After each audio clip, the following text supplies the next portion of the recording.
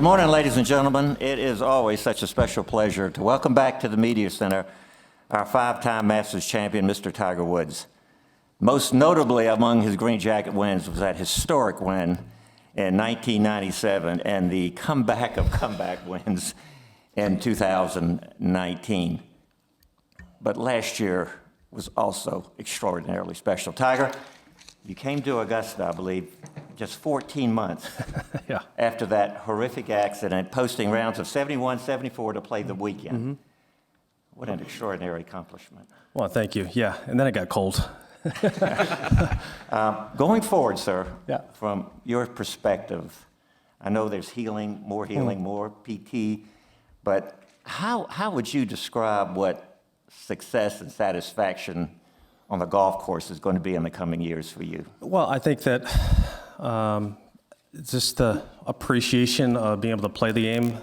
I know I've said this before with prior to my back fusion, I didn't know that I was going to be able to play the game at any kind of level. I was able to do that and come back and play, and happened to win a major along the way. Then obviously with the accident, it's been a tough road, and again, it's the appreciation to be able to play this game, and then to be able to come here and play at Augusta National. It's such a special place, and it means so much to me in my heart to be able to come here and play this golf course, and just appreciate the memories that I've had here, whether it's in competition or the practice rounds or the stories. There's so much of my life has been here at Augusta National, and again, just so excited to be back here and be able to compete and play. Don, first question, please, sir. Tiger, you've talked about the success this game has given you, especially here. It's also given you a lot of joy over the years, and I guess those are two different things. Mm-hmm. It's harder for you now, obviously. How do you find joy and joyful moments with golf now? Well, I think that it is different. I've always enjoyed the seclusion of practicing and getting ready for events, and then obviously taking what I have done in practice and into game time and be able to display that.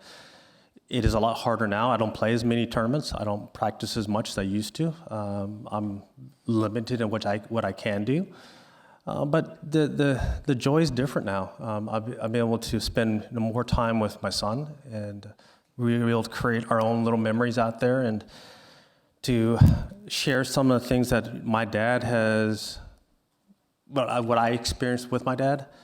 The late night putting or practice sessions that we did at the Navy golf course, I'm doing with my son, and it's incredible. The bonding, the moments that come because of the sport, and so the joy is different. I'm not able to compete and play as many tournaments or do the things I've been able to do over the years, but to be able to still share this game and share some memories and create new memories with my son, and then also pass down some of the things that I've learned. I've learned a lot of things in this game, so to be able to pass that on to him and others has been fantastic. A quick follow-up. Mm-hmm. When you're playing this course, does it ever cross your mind this could be the last time? Yes, it has.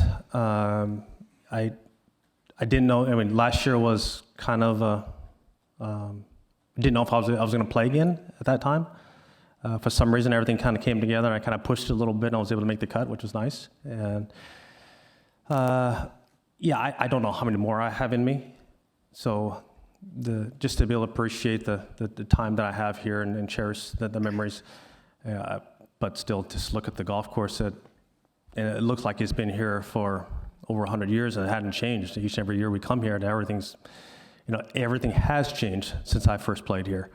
But it's really neat to be able to come here and play this golf course and see all the past champions, and I know more guys on the Champions Tour than I do the regular tour.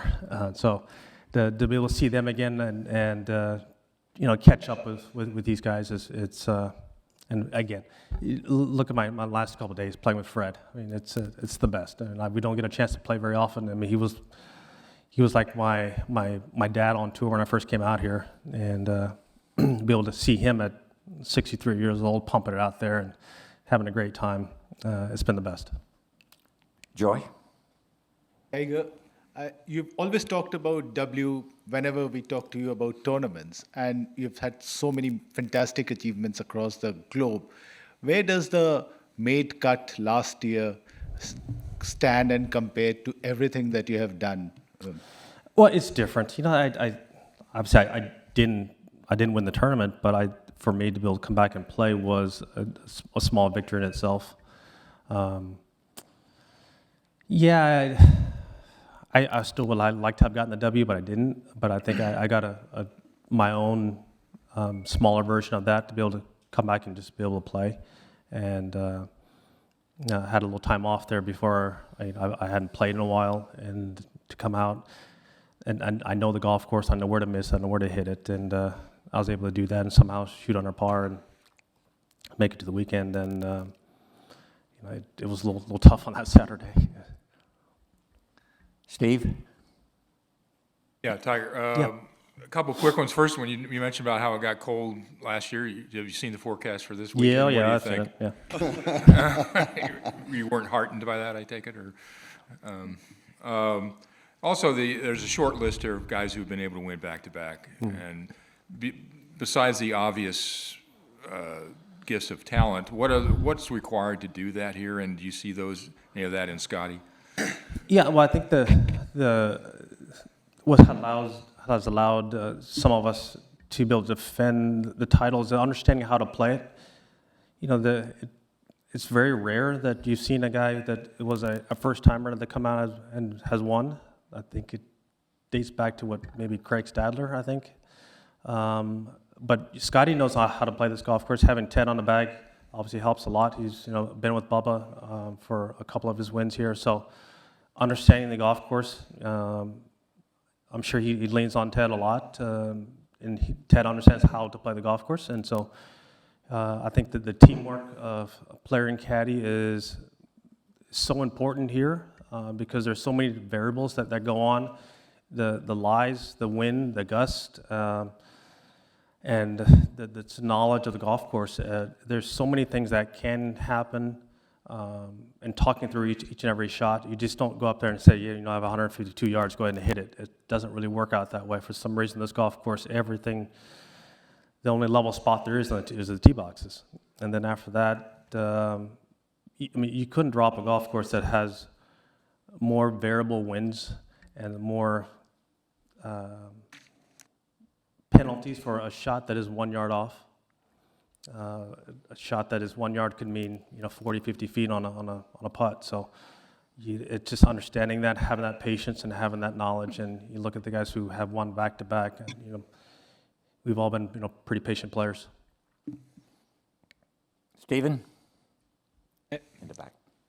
Tiger, Rory McIlroy has spoken of the fondness and the relationship and friendship that he has built with you, and has appreciated much of the advice that you have given. As someone who has won the Grand Slam, what would you say to him as he tries to join that exclusive club this week? Well, he will. It's a matter of time. Rory has the talent, he has the game, he has all the tools to win here. It's just a matter of time.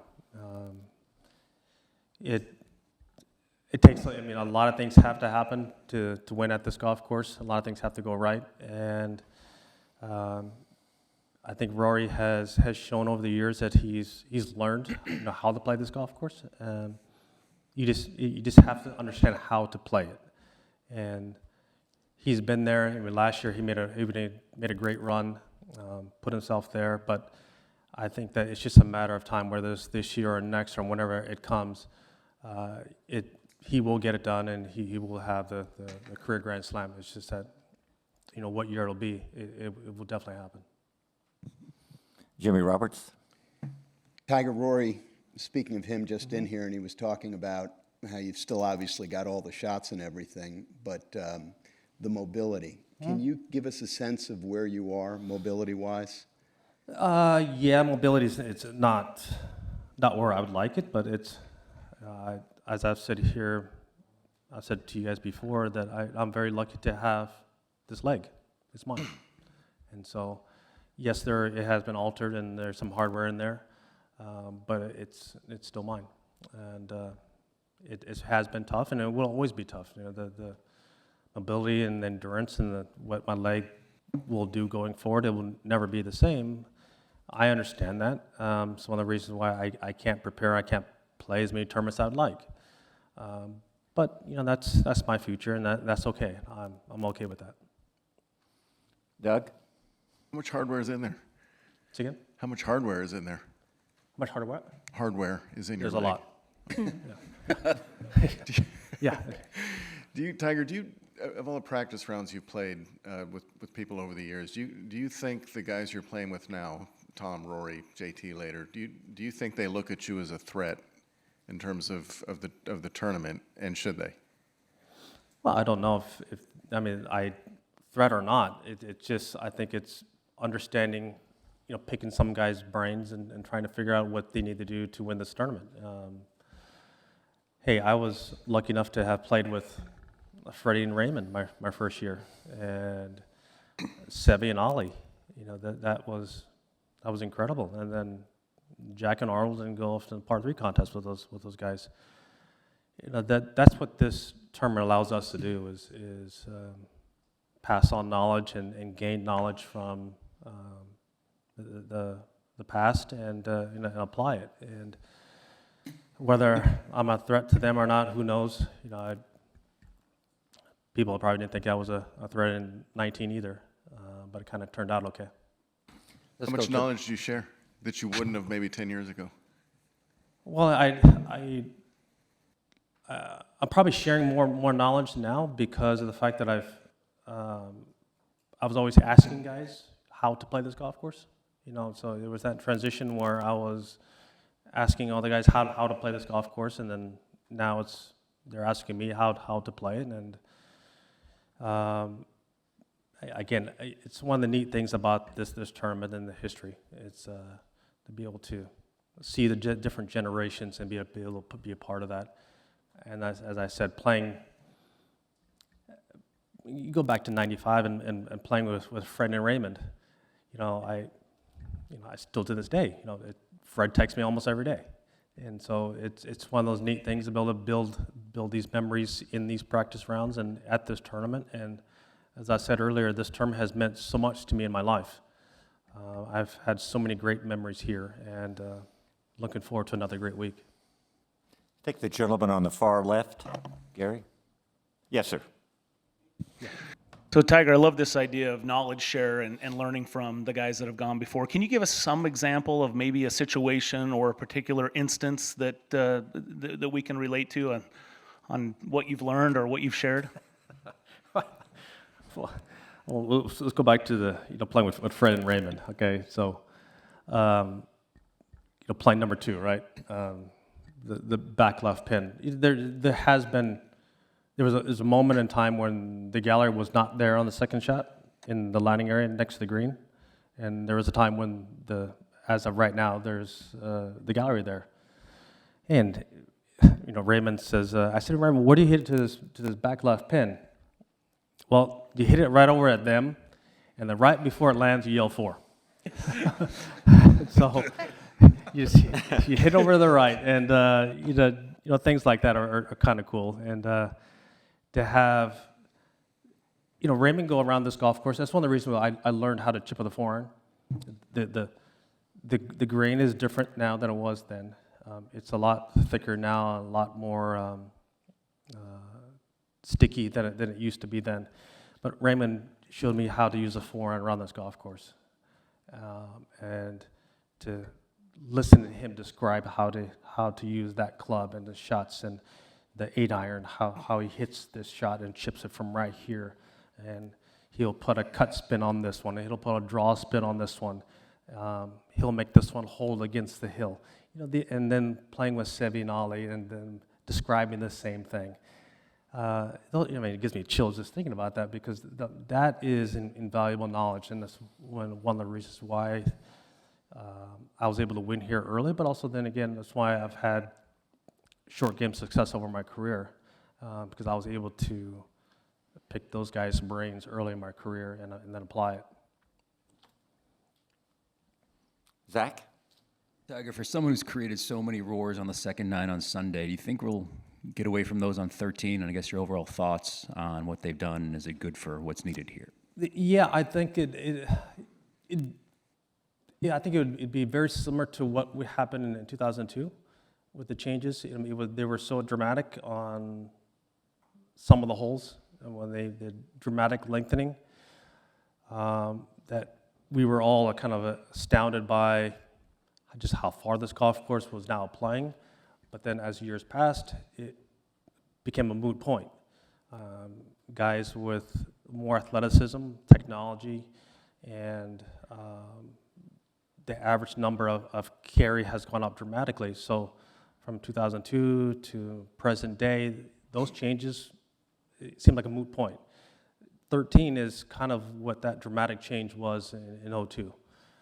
It seems dramatic to us right now, but if these guys keep getting longer, they keep getting taller, more athletic, and keep hitting the ball further, that hole is going to play, I think with a driver and a mid-iron. But again, I think similar to what in 2002, there was that change there, and like the change at 11, then pushing the hole back at 18. I think there will be less 3s and 7s on 13. There'll be more 4s and 5s. I think that's probably the best way to describe the hole, especially with the forecast coming up here, with the rain and the wind, and if it happens to blow to the north, that's right in our face. So I know they're going to try and push the tee up maybe a little bit, but still, we're not going to be able to hit it around the corner and get it going down there. The days of me hitting a 3-wood and 8-iron there are long gone. Gentleman on the far right. Tiger, this time last year you said that you would definitely not be here unless you thought you had a good chance of winning the tournament. Does that still stand? And accompanied to that, do you feel your physical conditioning, particularly with your leg, could you compare this year to where you were a year ago? Yeah, I think that my game is better than it was last year at this particular time.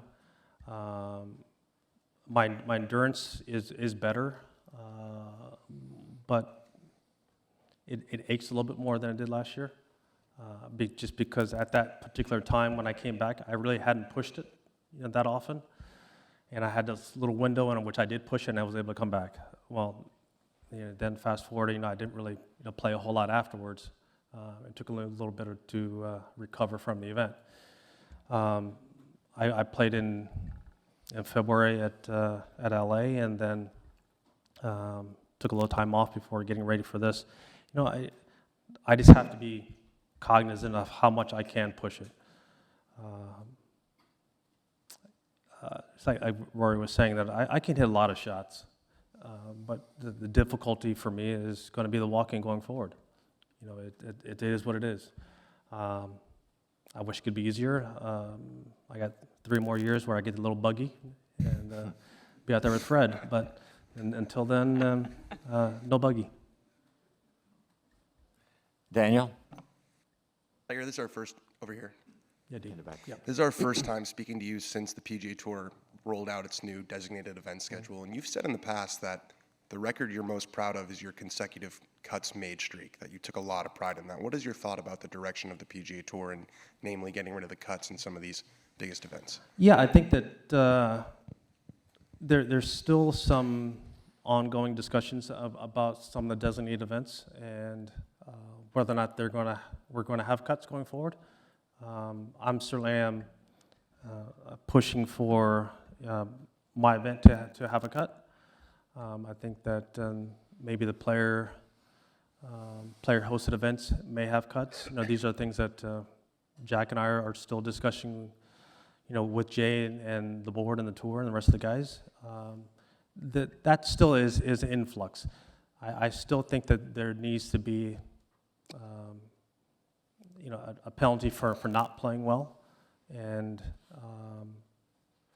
to have that. Every event shouldn't be always guaranteed to 72 holes. I think that there should be a cut there, but we're trying to figure that out, and what designated events those are going to be, how many are there going to be.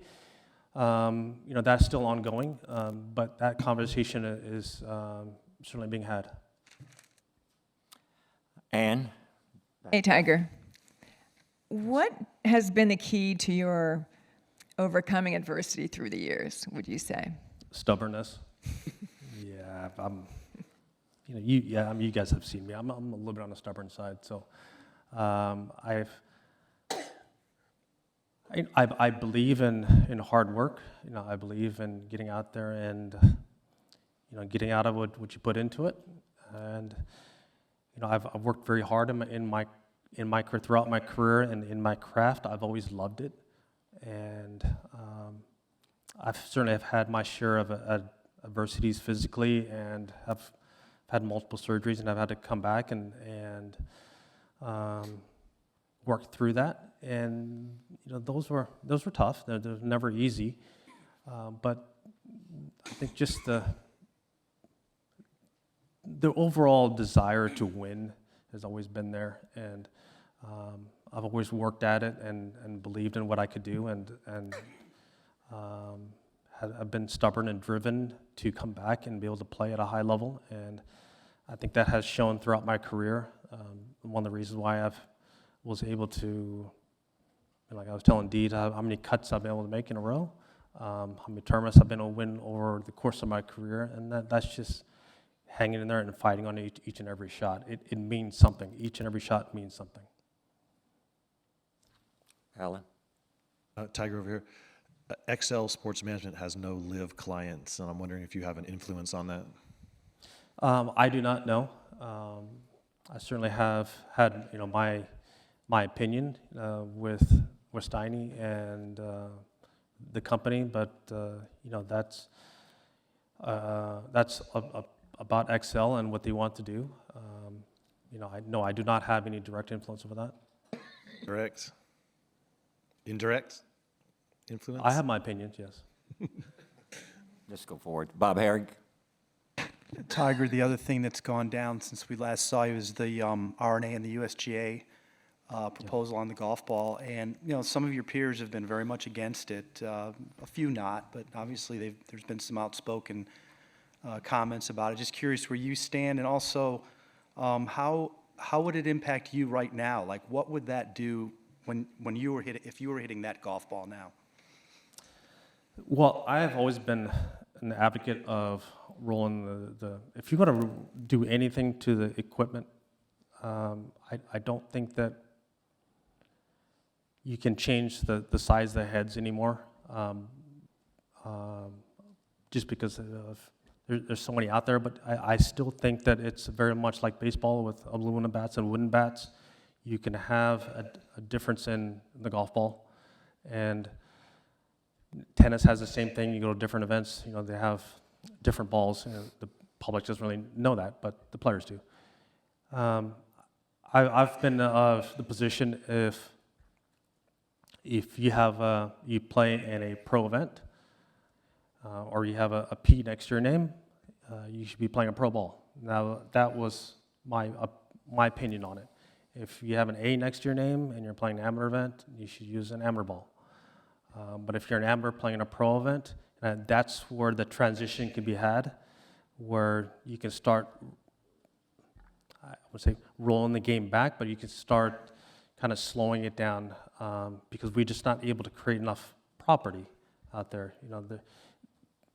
The guys are going to become more athletic. Everyone's going to get stronger and bigger and faster as generations go on. And with technology, you're going to find, even if you roll the ball back and get a spinnier golf ball, guys are going to find that you may go to a 4-degree driver. You may find a different shaft, and you may have that one matchup. But I just think that I think this should have happened a long time ago. That's where Jack was saying that the 384 was going too far. This is back in the 80s. But I still, that's my take on it, that the amateurs should be able to have fun and still hit the golf ball far, but we can be regulated about how far we hit it. Now, I understand the marketing is going to be different, for, how are you going to market, your equipment to the public. But yeah, I understand that, but on a competitive level, there's only so much we can do at the amateur level or the tour level on how much property we can do, and the guys are going to find ways to hit it further. And the average number used to be, 280 off the tees, 279 when I first came out on tour. Now the guys are carrying a 320, okay? So not every golf course can be like Augusta National and move property and move the holes back. There's so many golf courses you can do that on. And we still want to be able to play the old traditional great golf courses. But again, here's the difficulty of the question. The enjoyment of the game. We've had a big boom in this game with COVID, and more people playing the game. It's more exciting. Okay, well, on tour, it's exciting to see Rory McIlroy hit it, 340 yards on every hole. But does it challenge us and separate the guys who can really hit the ball in the middle of the face and control their shots?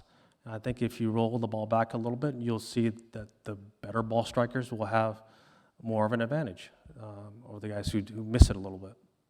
Do you have any sense for how it might impact you personally? Well, by the time it takes effect, I may be long gone. So, again, I said I might be in that buggy, and then off we go. But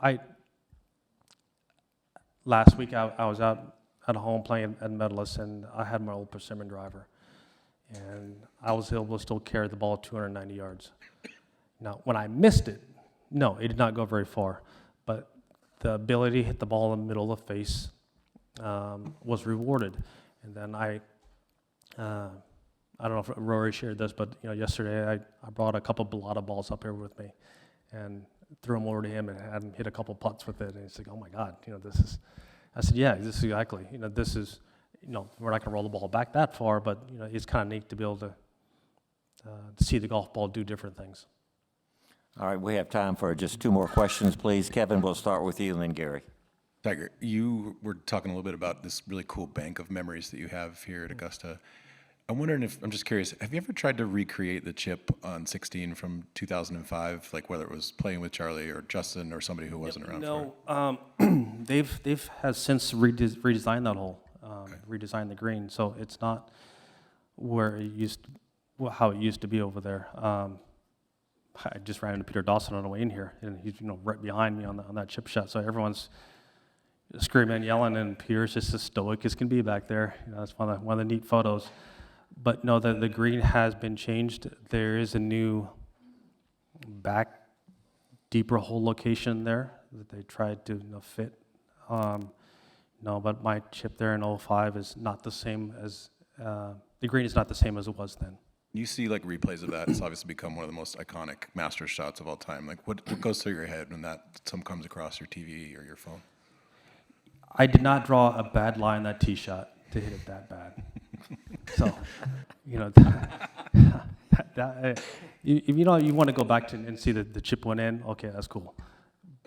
But to hit an 8-iron that bad and that far offline, and I had a perfect lie, was not very good.